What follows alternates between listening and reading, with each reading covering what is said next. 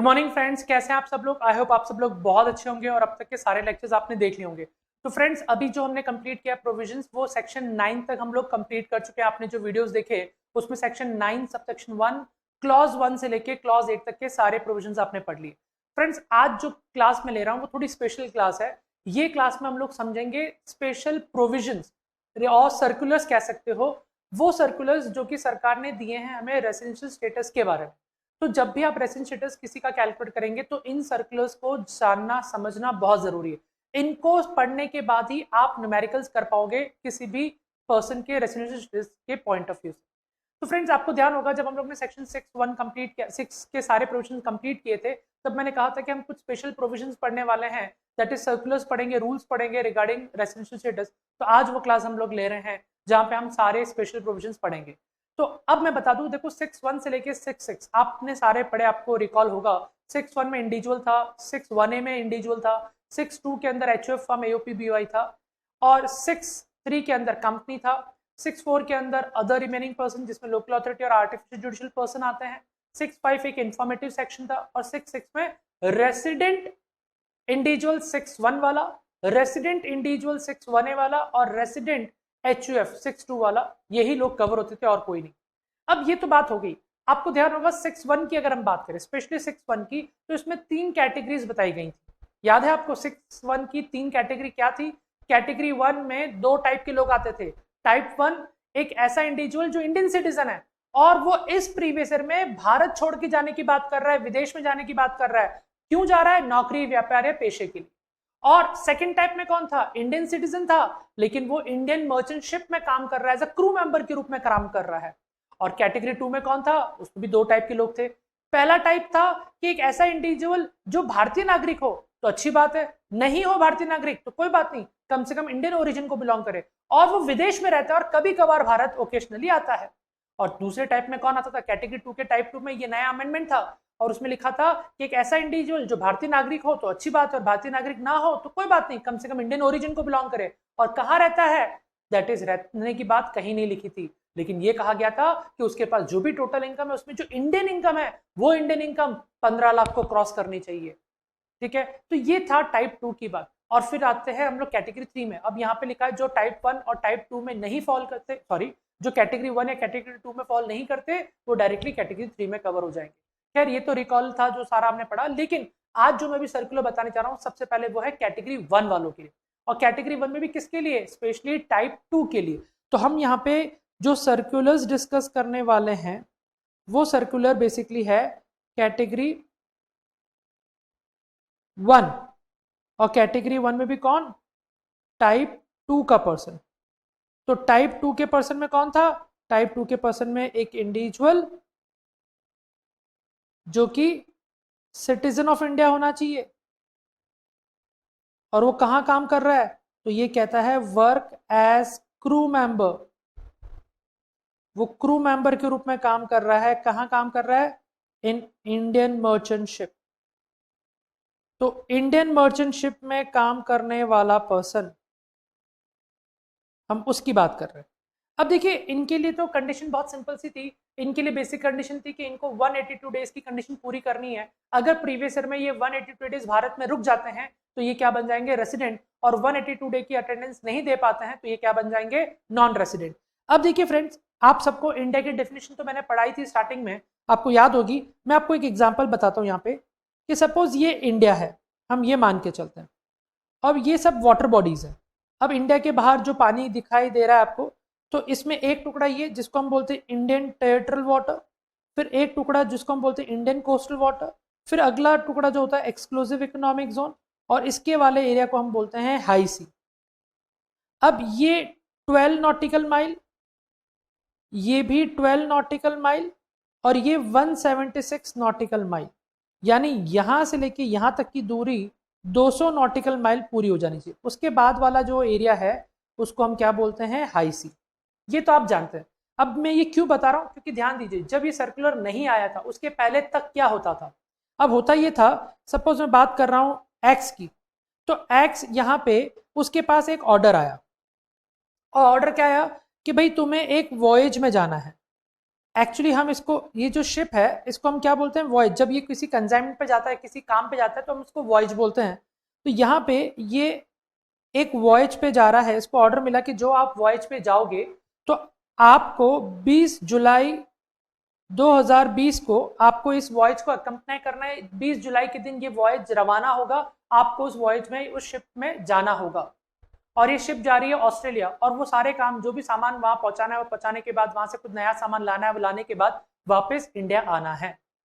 तो ये voyage basically जितने भी महीने के लिए रहा होगा, तो अब इस एक्स को उस शिप के साथ अकम्पनी करना और ये पूरा ट्रिप कंप्लीट करना, जिसको हम वॉयज कहते हैं। अब ऑर्डर आ गया उसके हाथ में, और ऑर्डर में लिखा है कि 20 जुलाई को रवाना होना है। तो इसकी जो शिप है, ये इसकी शिप है, ये शिप अब 20 जुलाई को इंडिया से, इंडियन कस्टम पोर्ट से रवाना हो जाएगी, कस्टम पोर्ट से रवाना होगी। तो वो रवाना होगी तो सबसे पहले उसको इंडियन टेरिटोरियल वाटर को क्रॉस करना होगा। ये इंडियन टेरिटोरियल वाटर है, इसको क्रॉस करना होगा। फिर उसकी शिप आएगी इंडियन कोस्टल वाटर पे, फिर उसकी शिप यहाँ पे आएगी इंडियन एक्सक्लूसिव इकोनॉमिक जोन पे, फिर उसकी शिप आएगी हाई सी में, और ऐसे करते करते उसकी शिप ऑस्ट्रेलिया तक पहुंचेगी। और जब रिवर्स होगा तब वापस सेम स्थिति होने वाली। अब आप जानते हैं कि ये तो इंडिया है, लेकिन इंडियन टेरिटोरियल वाटर को भी क्या माना गया है, इंडियन टेरिटोरियल वाटर को भी दैट इज इंडिया माना गया है। तो भारत का जो नक्शा आपको देख रहे हो वो, और उसके वहां से जब सी शोर शुरू होता है, सी बेड शुरू होता है, तो वहां से 12 nautical mile Indian territorial water होता है, और वो भी भारत होता है। अब मैं ये आपको इसलिए बता रहा हूँ क्योंकि ये जो एक्ट है, एक्ट जैसे जितने हजारों लोग थे वो सर्कुलर आने से पहले क्या करते थे, अब उनको पता है कि उनका 20 जुलाई को वॉयज रवाना हो गया। अब वॉयज जब रवाना हुआ तो कस्टम पोर्ट की सारी फॉर्मेलिटीज पूरी करी और वहां से रवाना हुआ। वहां से रवाना होते होते जब ये इंडियन टेरिटोरियल वाटर को क्रॉस कर रहा है, तो ये क्रॉस करने में सपोज तारीख हो गई 22 जुलाई 2020, 2 दिन लग गए इसको क्रॉस करने में। तो 22 जुलाई को जब ये इंडियन टेरिटोरियल वाटर क्रॉस कर रहा है, तो ये मेंबर जो एक्ट है वो क्या फील करेगा कि उसने भारत की बाउंड्री को छोड़ा 22 जुलाई को, तो वो 22 तारीख तक अपने आप को किसमें प्रेजेंट मानता है, वो कहता है कि 22 तारीख को जब भारत में क्रॉस कर रहा था, तो 22 तारीख के दिन तक मैं इंडिया में था, तो वो 22 तारीख तक अपनी कैलकुलेशन करेगा कि number of days present in India. और उसी तरह से जब इसका जहाज वापस घूम के आएगा ऑस्ट्रेलिया से वापस, जब रिवर्स यहाँ पे आएगा, तो अब देखिए, अब ये जो इसने बाउंड्री क्रॉस की इसकी जहाज ने और इंडियन टेरिटोरियल वाटर में पहुंचा, तो ये सपोज ये तारीख थी, मान लेते हैं 15 दिसंबर 2020 को। तो 15 दिसंबर के दिन इंडियन टेरिटोरियल वाटर को क्रॉस करके इंडियन टेरिटोरियल वाटर में कदम रख चुका है इसका जहाज। कब? 15 दिसंबर 2020 को। तो 15 दिसंबर से वापस वो काउंटिंग शुरू करेगा जब तक वो भारत में कि उतने दिन के लिए वो इंडिया में है। ये वही करता था, जनरली हर कोई यही करता था। लेकिन अब जो सर्कुलर आया, सर्कुलर कहता है कि आपने इंडियन टेरिटोरियल वाटर कब क्रॉस किया, इससे कोई फर्क नहीं पड़ता। आप वापस इंडिया में जब आते हो इंडियन टेरिटोरियल वाटर को कब टच कर रहे हो, इससे कोई फर्क नहीं पड़ता। आपको अब सिंपल वे में क्या देखना है, आपका जो वॉयज है ये बेसिकली इसको आउटगोइंग, इसको आउटगोइंग का ऑर्डर कब मिला है, और इसका जो इनकमिंग है, इनकमिंग कंप्लीट कब हो रहा है, वो देखना है। अगर आप ऑर्डर को देखोगे तो ऑर्डर में साफ लिखा रहेगा कि आपका वॉयज इस तारीख को शुरू होगा और इस तारीख को कंप्लीट होगा। तो स्टार्ट डेट अगर मैं शॉर्ट में कहूं तो स्टार्ट डेट और कंप्लीशन डेट दोनों डेट आपको दे रखी होगी। स्टार्ट डेट से कंप्लीशन डेट आपको यहां से लेके यहां तक के पीरियड को क्या करना है, एक्सक्लूड करना है। इस पीरियड को आप कभी मानोगे ही नहीं कि आप भारत में हो। जैसे 20 जुलाई को वॉयज शुरू हो गया तो 20 जुलाई के दिन को आप काउंट नहीं करोगे, 19 जुलाई तक आप भारत में थे ऐसा माना जाएगा। तो 19 जुलाई से लेके जब तक आपका वॉयज कंप्लीट नहीं हो जाता, अब आपका वॉयज कंप्लीट होने की तारीख सपोज है 20 दिसंबर। अब अभी इस एग्जांपल के हिसाब से देखिए, 15 दिसंबर के दिन आप इंडियन टेरिटोरियल वाटर को अंदर आ चुके थे, लेकिन इंडियन टेरिटोरियल वाटर से कस्टम पोर्ट पे भी पहुंच गए, लेकिन आपकी वॉयज की कंप्लीशन डेट जब 20 दिसंबर बोली है तो 20 दिसंबर तक आप इंडिया में नहीं हो ऐसा माना जाएगा। तो आपकी वॉयज डेट स्टार्ट होती है 20 जुलाई को और एंड होती है 20 दिसंबर को। तो 20 जुलाई से 20 दिसंबर ये पूरा पीरियड आपको एक्सक्लूड करना है और फिर देखना है कि आपकी नंबर ऑफ डेज इंडिया में प्रेजेंट कितने हैं। आप एक्चुअली कितने दिन इंडिया में प्रेजेंट हो वो तो एक अलग बात हो गई, अब वो देखना ही नहीं, क्योंकि देखिए आपका वॉयज शुरू हुआ 20 जुलाई को, तो तब से आपको एक्सक्लूड करना है सर्कुलर के हिसाब से। जब सर्कुलर नहीं था तो आप क्या करते थे, 20 जुलाई को भी पकड़ते थे, 21 को भी पकड़ रहे थे और 22 जुलाई को भी पकड़ रहे थे। और उसी समय जब वापस लौटने की बात आ रही थी तो 15 जुलाई को जैसे अपने इंडियन टेरिटोरियल वाटर को क्रॉस करके अंदर आ गए तो 15 जुलाई को भी आप पकड़ रहे थे और कस्टम पोर्ट पे पहुंचते पहुंचते 18 जुलाई हो गई और अपनी ड्यूटी हैंडओवर करने में और 2 दिन लग गए, तो भी आप 15 जुलाई से काउंट करना स्टार्ट कर चुके थे। लेकिन अब सर्कुलर आ जाने से आप भले इंडिया में कभी भी प्रवेश करो, जब तक आपका वॉयज कंप्लीट नहीं हो जाता तब तक ऐसे ही माना जाएगा कि आप इंडिया के बाहर हो। तो कौन से पीरियड्स को एक्सक्लूड करना है? स्टार्टिंग डेट से लेके end date, voyage start date से लेके एंड डेट, और ये डेट आपको ऑर्डर में देखने को मिलेगी जो उसके पास, एम्प्लॉय के पास या क्रू मेंबर के पास आया होगा। तो पहला सर्कुलर आपको ये ध्यान रखना है, ताकि जब भी आप क्रू मेंबर्स की जब date number of days present in India निकालोगे तो ये बात को आपको ध्यान रखना। अब आते हैं रूल नंबर 2 पे।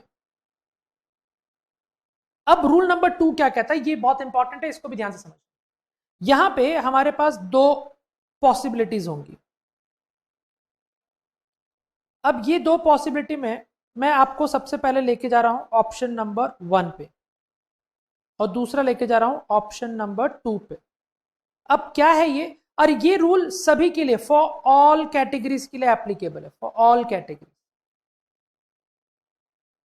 ठीक है, अब ये है क्या, ये रूल क्या कहता है मैं वो बता देता हूं। ऑप्शन नंबर 1 कहता है कि no exact time of arrival and departure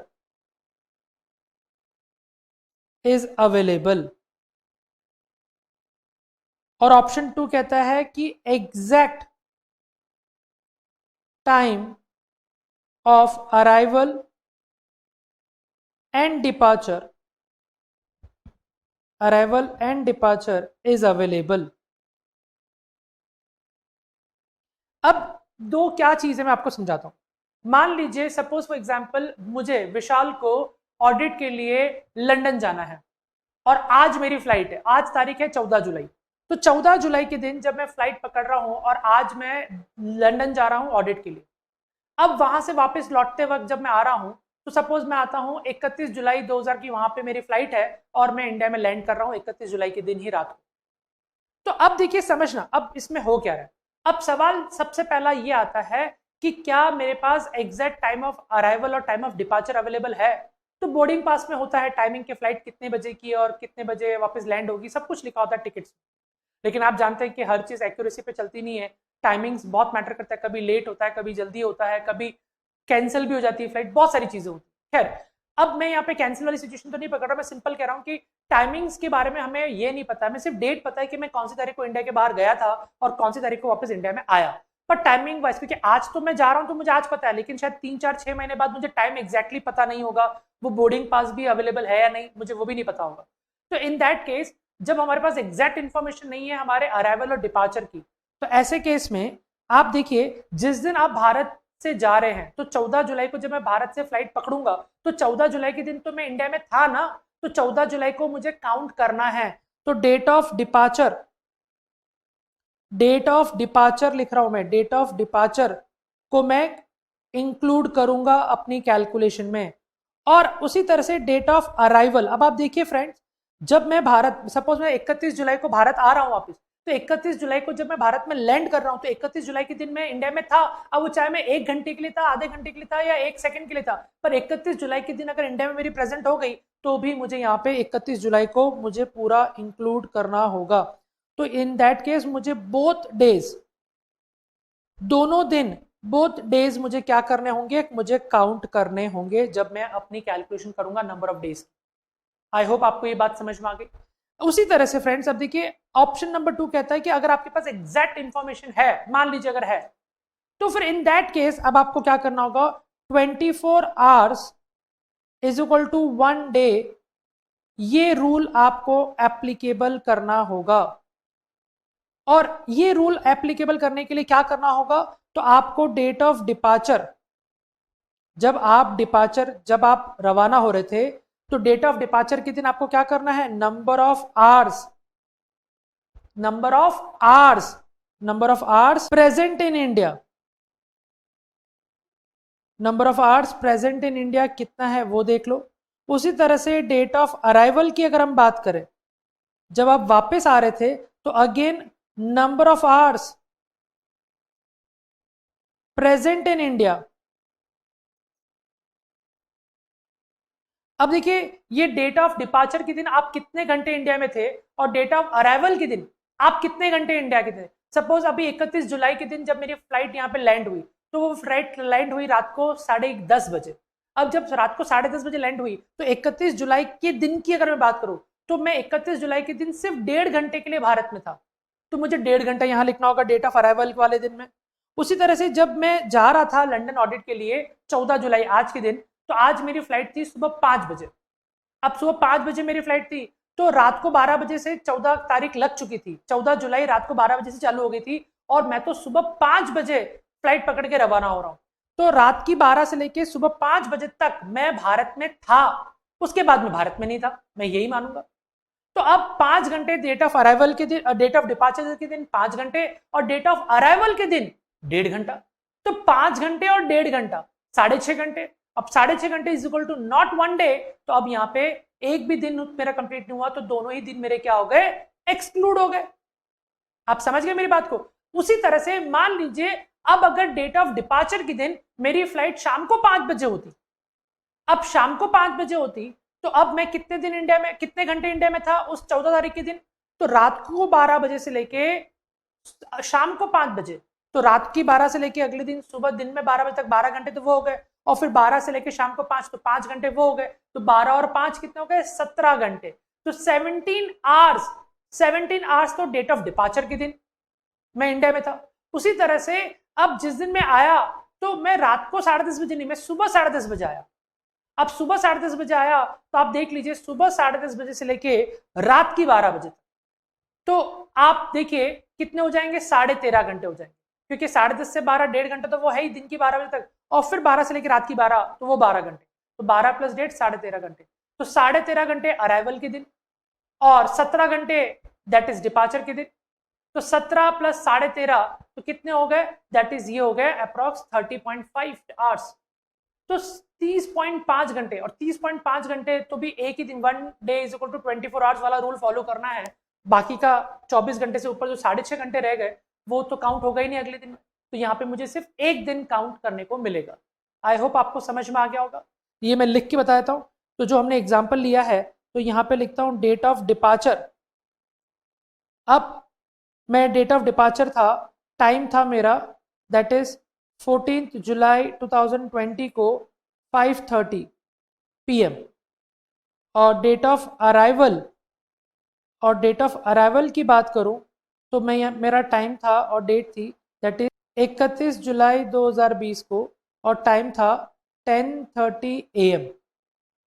तो अब जो मैंने कहा मैं वही कह रहा हूं यहाँ पे। अब देखिए 5:30 PM अगर देखना है, तो 12 से लेके 5:30 PM तक, तो यहाँ पे ये हो गए दैट इज 12 और 5:30, 12 और 5:30 17.5 आवर्स, 17.30 यानी सॉरी 17.50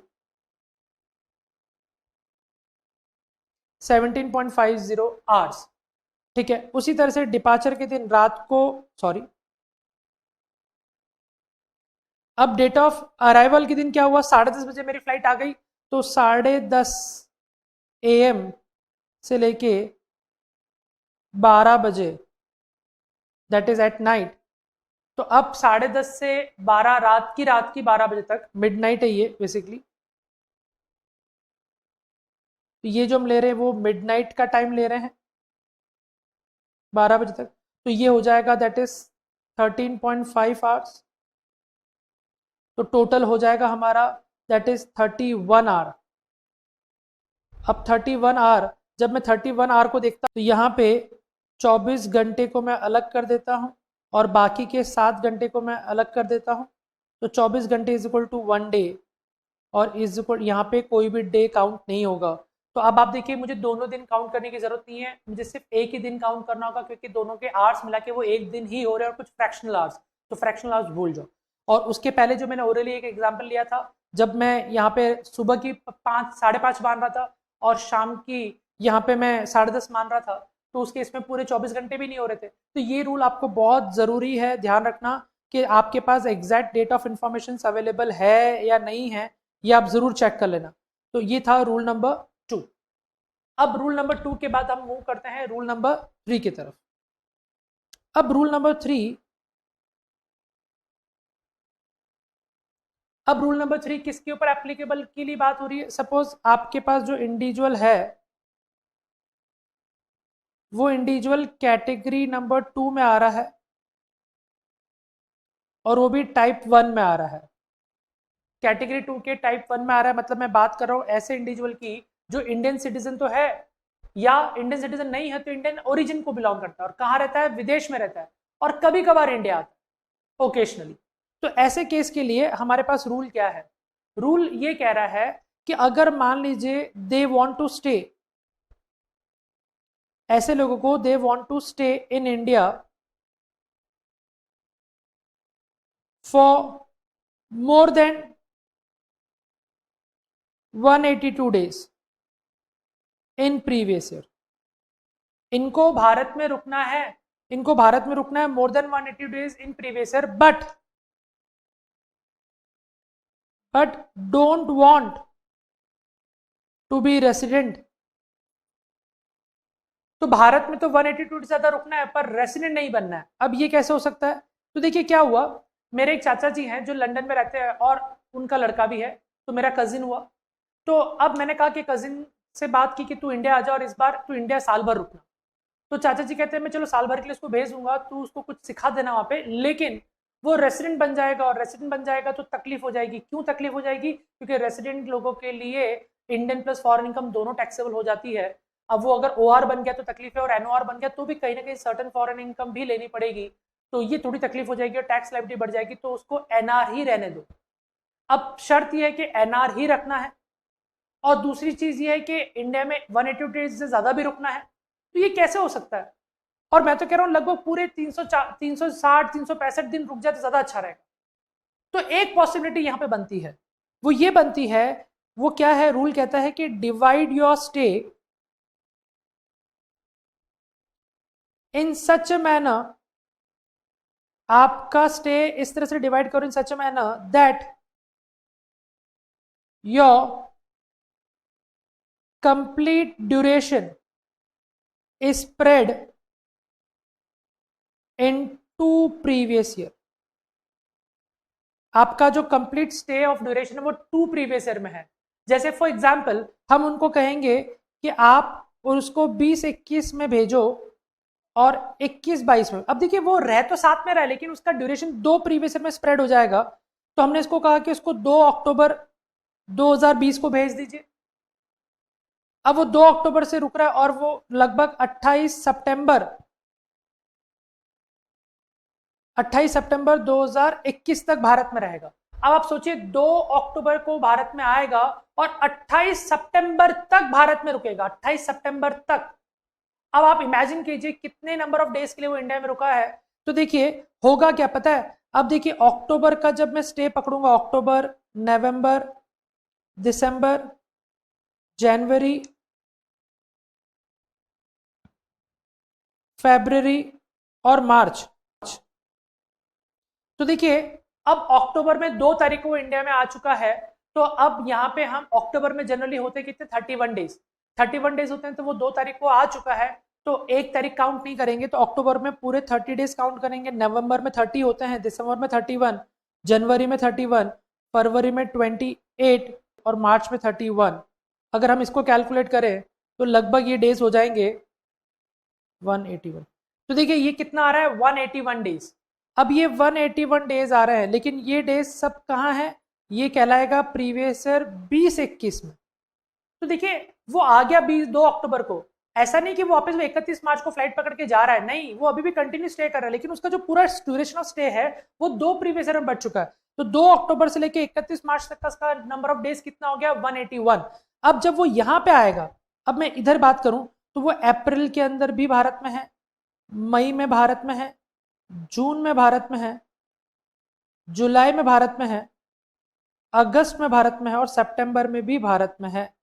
अब आप देखिए अप्रैल में कितने दिन होंगे, 30 डेज, मई में 31, जून में 30, जुलाई में 31, अगस्त में 31 और सितंबर में कब जा रहा है, 28 तारीख को जा रहा है। तो 28 दिन तो हम पकड़ेंगे ही पकड़ेंगे। और जब इसको देखेंगे तो कितने दिन हो गए अगेन, 181 डेज। अब आप देखिए कैसे मैंने दोनों को, अब दोनों को अगर ऐड करूं तो बेसिकली 362 डेज तो अप्रोक्स 362 दिन भारत में रुकने के बावजूद भी ना तो वो एक वाले प्रीवियस ईयर दैट इज 2021 में 182 डेज हो पा रहा है, ना 21-22 में 182 डेज हो पा रहा है, क्योंकि दोनों ही प्रीवियस ईयर में उसका ड्यूरेशन बढ़ चुका है और दोनों में 180 डेज टच नहीं हो रहा है। और ऐसे केस में रह तो साथ में ही रहा है, कहने के लिए तो वो 362 दिन रुक रहा है, लेकिन वो फिर भी रेजिडेंट नहीं बन पा रहा है, क्योंकि जब वो कैटेगरी 2 के टाइप 1 में आता है तो उसके लिए एक ही बेसिक कंडीशन है, और वो बेसिक कंडीशन क्या है, दैट इज उसका number of stay that is presence in India 182 days होना चाहिए, और वो फुलफिल हो ही नहीं रही है। तो इस तरह से ये रूल का भी आपको इस्तेमाल करना है जब जरूरत पड़ेगी तब। ये सब टैक्स प्लानिंग का पार्ट हो गया। आई होप आपको ये बात समझ में आ गई होगी। तो चलिए फ्रेंड्स, अब हम देखते हैं हमारा नेक्स्ट पार्ट।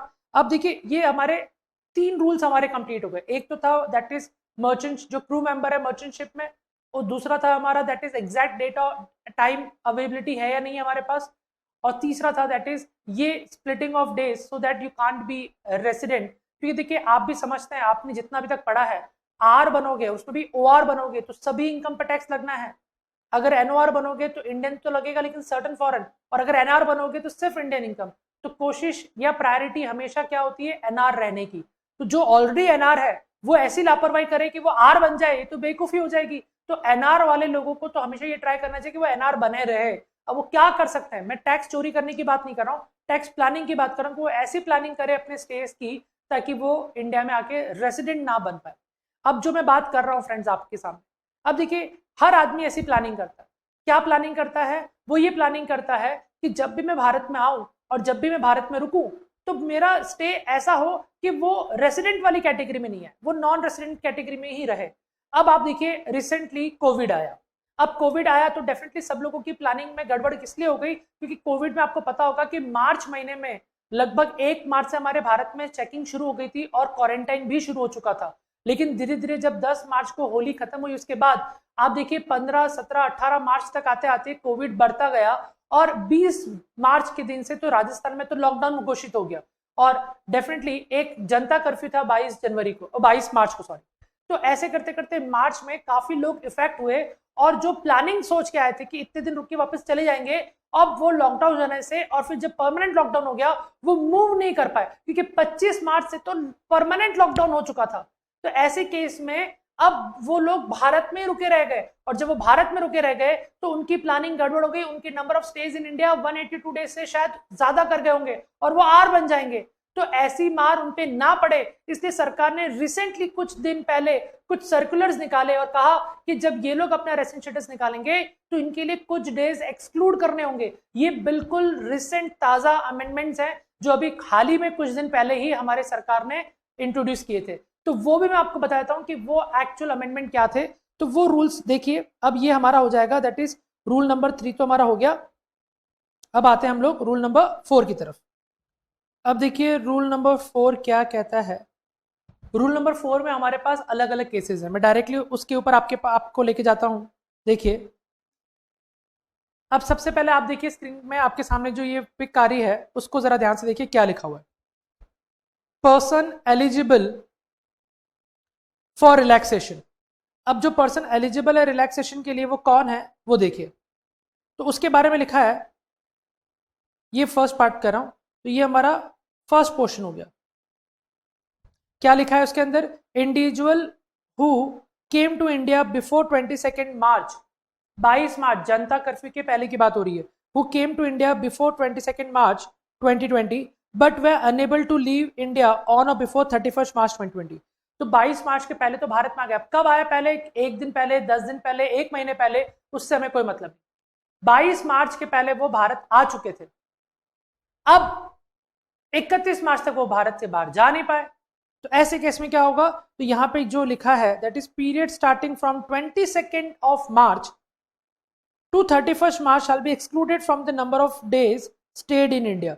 अब वो 22 मार्च के पहले जब कभी भी आए हो, लेकिन अब वो 22 मार्च के पहले आ गए पर 31 मार्च के पहले जा नहीं पाए, तो ऐसे केस में 22 मार्च से लेकर 31 मार्च तक क्या होगा, उनके नंबर ऑफ डेज जो भी है वो भले भारत में थे लेकिन उसको एक्सक्लूड करके ही रेसिडेंशियल स्टेटस निकालना पड़ेगा। अब देखिए फ्रेंड्स, इसके बाद जो नेक्स्ट आ रहा है अगला सेकंड क्या कह रहा है, individual who were quarantine on account of कोविड-19 ऑन और after 1 March 2020 and left India in an evacuation plane on or before 31st March 2020। क्या कह रहा है? इंडिविजुअल जो कि भारत में आ चुका था और वो यहाँ पे हुआ क्वारंटाइन ऑन अकाउंट ऑफ कोविड-19, को क्वारंटाइन किया गया था ऑन और आफ्टर 1 मार्च, मतलब 1 मार्च या उसके बाद, क्योंकि उसके पहले क्वारंटाइन तो हो ही नहीं रहे थे, तो वो प्रैक्टिकल सिचुएशन बनेगा ही नहीं। 1 मार्च या उसके बाद अगर वो जब भारत में आया और उनको क्वारंटाइन करवा दिया कि तुम आए हो, तुम डायरेक्ट क्वारंटाइन हो जाओ, कुछ भी काम नहीं कर पाओगे। जनरली 14 डेज का हमारे यहाँ क्वारंटाइन होता था उस समय।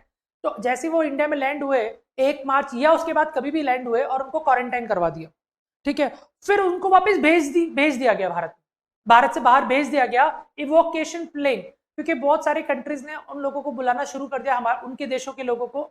तो उनको जब वापस इवोकेट किया गया बाहर, भारत के बाहर, वो भी 31 मार्च के पहले उस दिन या उसके पहले, तो उन लोगों के लिए कहा है, उनके लिए क्या कहा है? The period beginning from first day of quarantine and ending with the day on which the person was departed India on evacuation plane, वो हमें क्या करना होगा? एक्सक्लूड करना होगा। सपोज उदाहरण के तौर पर वो 3 मार्च को इंडिया में लैंड हुआ और सीधा क्वारंटाइन हो गया। अब क्वारंटाइन हो गया, कुछ काम तो कर नहीं पाया। अब उनकी कंट्री के लोग, उनकी कंट्री ने कुछ ऐसी व्यवस्था बनाई कि वहां से एक स्पेशल प्लेन भेजा और यहाँ से पर्सन को उठा के वापस लेके गए इवोकेट करके। तो ऐसे केस में सपोज वो लेके गए 25 मार्च को, तो जब वो सपोज 2 मार्च को इंडिया में आया और 25 मार्च को रवाना हो गया, तो 2 मार्च से 25 मार्च तक के पीरियड को उसके ड्यूरेशन में एक्सक्लूड कर लिया जाएगा। तो ये था हमारा, दैट इज सेकेंड केस। अब आते हैं हमारा थर्ड केस की तरफ। अब देखिए थर्ड केस क्या कहता है? थर्ड केस कहता है कि इंडिविजुअल हु वे क्वारंटाइन, अभी जो हम बात करते हैं, individual who were quarantine account of कोविड-19 ऑन और after 1 March 2020 and could not leave India before 31 March. अभी केस क्या था कि वो क्वारंटाइन हुआ और क्वारंटाइन होने के बाद उसको स्पेशल प्लेन इवोकेट करके लेके चला गया। पर अब यहाँ पे तो कह रहा है कि 1 मार्च को वो इंडिया में आया या उसके बाद आया और वो क्वारंटाइन हो गया, और क्वारंटाइन होने के बाद वो स्पेशल प्लेन के थ्रू कभी भी इवोकेट नहीं कर पाया और 31 मार्च तक वो भारत में ही था, उस दिन तक भारत में था। तो period beginning from the first day of quarantine to 31 March तक उस पीरियड को एक्सक्लूड करना होगा। तो देखिए कितने सिंपल प्रोविजन है। पहला प्रोविजन क्या था? पहला प्रोविजन ये कहता था कि कोई पर्सन 22 मार्च या उसके पहले भारत में आ गया और वो आने के बाद 31 मार्च तक वो इंडिया के बाहर नहीं जा पाया। तो ऐसे केस में क्या था कि भाई ऐसे केस में 22 मार्च से लेकर 31 मार्च तक के पीरियड को एक्सक्लूड करने की बात कही। फिर दूसरे केस में हमने क्या देखा कि कोई पर्सन इंडिया में आया 1 मार्च या उसके बाद और आने के बाद तुरंत क्वारंटाइन हो गया, और क्वारंटाइन हो जाने के बाद उनकी कंट्री ने कोई स्पेशल प्लेन मंगा के उनको इवोकेट करके लेके चले गए। तो अब जब से वो इंडिया में, जब से उसका first day of quarantine start हुआ, वहां से क्वारंटाइन वाली जो स्टार्ट डेट से वहां से लेके जब वो इंडिया से डिपार्ट हो गया उस दिन को काउंट नहीं करेंगे। और थर्ड केस क्या था अभी जो हम देख रहे हैं? थर्ड केस में भी ये पर्सन 1 मार्च या उसके बाद इंडिया में आ रहा है और सीधा आते ही क्वारंटाइन हो गया, लेकिन यहाँ पे ये अपनी कंट्री के द्वारा स्पेशल प्लेन से इवोकेट नहीं हो पाया और 31 मार्च तक भारत में ही रह गया। तो ऐसे केस में डे 1 से, जब से वो क्वारंटाइन हुआ वहां से लेके 31 मार्च तक के पीरियड को एक्सक्लूड कर लिया जाएगा रेसिडेंशियल स्टेटस के लिए। अब आता है हमारा लास्ट केस, फोर्थ केस। अब देखिए फोर्थ केस क्या कहता है।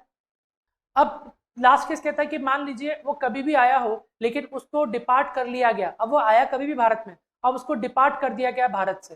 कैसे डिपार्ट किया गया? दैट इज इवोकेशन प्लेन से डिपार्ट कर दिया गया ऑन बिफोर 31 मार्च। तो कोई बंदा कभी भी आओ, कोई फर्क नहीं पड़ रहा है, और वो क्वारंटाइन हुआ या नहीं हुआ उससे भी कोई फर्क नहीं पड़ रहा है। अब सीधी बात हो रही है कि उसको डायरेक्टली इवोकेट करके, ऐसे पर्सन होंगे जो 1 मार्च वाली पीरियड में नहीं उसके पहले आए होंगे और आते ही उनके ऊपर कभी क्वारंटाइन हुआ ही नहीं। जैसे कोई पर्सन अगर जब जनवरी में आ गया, तो जनवरी में आया तो अभी जो हमने केसेस पढ़े उसमें कहीं पे भी फॉल नहीं करेगा, क्योंकि तीनों केसेस में जो केस डेट्स थी वो उस डेट में फॉलो नहीं कर रहा है। और लास्ट के 2 केस अभी जो पढ़े उसमें क्वारंटाइन वाली बात थी, वो भी उसके ऊपर एप्लीकेबल नहीं, क्योंकि जब वो आया तब क्वारंटाइन वाला कोई रूल ही नहीं था। तो ऐसे केस में ये फोर्थ केस जनरल केस है। अब कोई पर्सन कभी भी इंडिया में आया हो, अब उसके देश से बुलाया गया उसको और उसको इवोकेट करके रवाना कर दिया गया, तो उसको 31 मार्च के पहले अगर भारत के बाहर से इवोकेट कर दिया गया, तो ऐसे केस में 22 मार्च से 31 मार्च का पीरियड जो होगा वो एक्सक्लूड कर लिया जाएगा from number of stage in India. तो 22 मार्च से लेके 31 मार्च तक के पीरियड को एक्सक्लूड करेंगे बस, ना कि जिस दिन वो इवोकेट हुआ उस दिन। तो 22 मार्च से 31 मार्च तक के पीरियड को इवोकेट करना होगा, एक्सक्लूड करना होगा। ये बात आपको ध्यान रखनी है। तो आई होप आपको ये चारों बातें समझ में आ गई। ये रिसेंट प्रोविजन थे और ये आपको ध्यान रखना है। तो आप अब पूरा समराइज कर लीजिए कि रूल 1 और रूल 4 क्या था हमने जो अब तक पढ़े, और रूल 4 में भी ये 4 स्पेशल इंपॉर्टेंट केसेस। फ्रेंड्स यहाँ तक तो हमने कंप्लीट कर लिया। तो हमारा जो रेसिडेंशियल स्टेटस है, स्कोप ऑफ इनकम है, और रही बात हमारा दैट इज सेक्शन 789 की सेग्रीगेशन ऑफ इनकम, ये भी हमने पूरी तरह से कंप्लीट कर लिया है। फ्रेंड्स आई होप आपको ये सारी प्रोविजन, सारी बातें समझ में आ रही है, सारे लेक्चर समझ में आ रहे हैं। डाउट अभी तक आप पूछ नहीं रहे, लेकिन कोई भी डाउट हो तो प्लीज आप बिना हेजिटेशन के डायरेक्ट मुझे व्हाट्सएप के थ्रू या चैट बॉक्स जो हमारे ऐप में बना हुआ है उसके थ्रू पूछ लीजिए। दूसरी बात, अब मैं आपको न्यूमेरिकल की शीट दूंगा, तो वो न्यूमेरिकल की शीट आपको प्रैक्टिस करनी है। हालांकि देखिए अभी जो न्यूमेरिकल की शीट है उसमें एक चीज ध्यान रखना, हो सकता है कि उसमें आपकी जो क्वेश्चन होंगे वो दैट इज लास्ट नवंबर 20 तक के हिसाब से ही बनाए गए हैं। रिसेंट जो नई शीट है जो कि मई 20 और नवंबर 21 के लिए जो सॉरी दैट इज मई 21 और नवंबर 21 के लिए जो शीट है वो अभी बनी नहीं, बन रही है। तो वो जैसी बनेगी वो आपको दूंगा, लेकिन अभी ताकि टाइम पे एक बार क्वेश्चन आप सॉल्व कर लें इसलिए मैं आपको कुछ न्यूमेरिकल्स की शीट दूंगा, वो आप घर पे जरूर प्रैक्टिस करना। अब कल की क्लास में हम जो लेने वाले हैं वो है न्यूमेरिकल वाला पोर्शन। तो मैं चाहूंगा कि आप इस पूरी चीज को बहुत ढंग से पढ़ ले ताकि कल जब हम न्यूमेरिकल्स करेंगे रेजिडेंशियल स्टेटस पे, स्कोप ऑफ इनकम पे और 7, 8, 9 के segregation of Indian income foreign income पे, तो आप अच्छे से इसको कर पाए। तो प्लीज उसको जरूर पढ़ना। कल की क्लास में जब न्यूमेरिकल्स लूँ तो आपको लगना चाहिए कि हाँ ये मुझे समझ में आ रहा है क्योंकि मैंने प्रोविजन पढ़ रखे हैं। अगर प्रोविजन नहीं ध्यान होंगे तो न्यूमेरिकल्स में आपको कुछ भी समझ में नहीं आएगा। तो आई होप आपको आज की क्लास समझ में आई है। तो आज की क्लास हम यहीं बैंड करते हैं, बाकी का हम लोग कल की क्लास में करेंगे। Thank you so much.